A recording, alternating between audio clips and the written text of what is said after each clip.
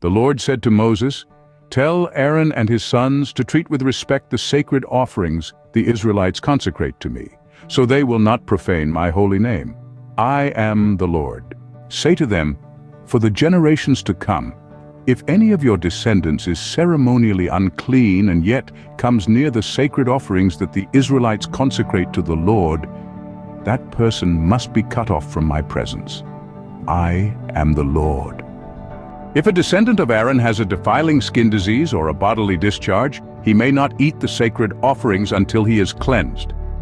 He will also be unclean if he touches something defiled by a corpse, or by anyone who has an emission of semen, or if he touches any crawling thing that makes him unclean, or any person who makes him unclean, whatever the uncleanness may be. The one who touches any such thing will be unclean till evening. He must not eat any of the sacred offerings unless he has bathed himself with water. When the sun goes down, he will be clean, and after that he may eat the sacred offerings, for they are his food.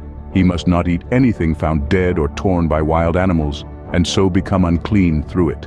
I am the Lord. The priests are to perform my service in such a way that they do not become guilty and die for treating it with contempt.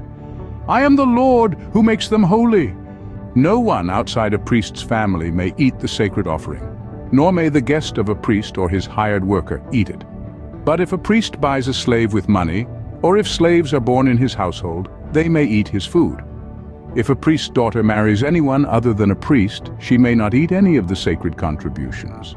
But if a priest's daughter becomes a widow or is divorced, yet has no children, and she returns to live in her father's household as in her youth, she may eat her father's food. No unauthorized person, however, may eat it. Anyone who eats a sacred offering by mistake must make restitution to the priest for the offering, and add 1/5 of the value to it.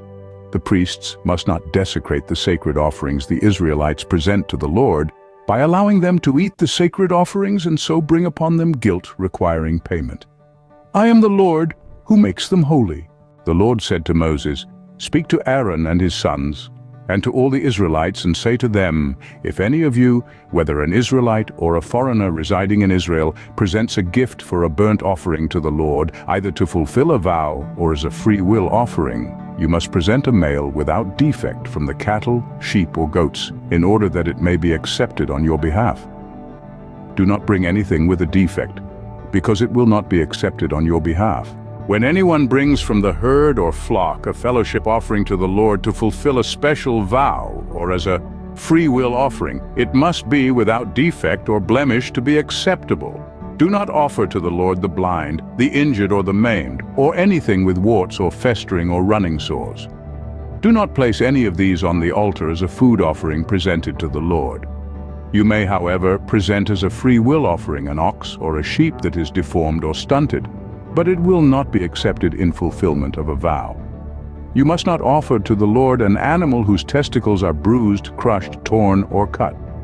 You must not do this in your own land, and you must not accept such animals from the hand of a foreigner and offer them as the food of your God. They will not be accepted on your behalf because they are deformed and have defects. The Lord said to Moses, when a calf, a lamb, or a goat is born, it is to remain with its mother for 7 days. From the 8th day on, it will be acceptable as a food offering presented to the Lord. Do not slaughter a cow or a sheep and its young on the same day. When you sacrifice a thank offering to the Lord, sacrifice it in such a way that it will be accepted on your behalf. It must be eaten that same day. Leave none of it till morning. I am the Lord. Keep my commands and follow them. I am the Lord. Do not profane my holy name, for I must be acknowledged as holy by the Israelites. I am the Lord who made you holy and who brought you out of Egypt to be your God. I am the Lord.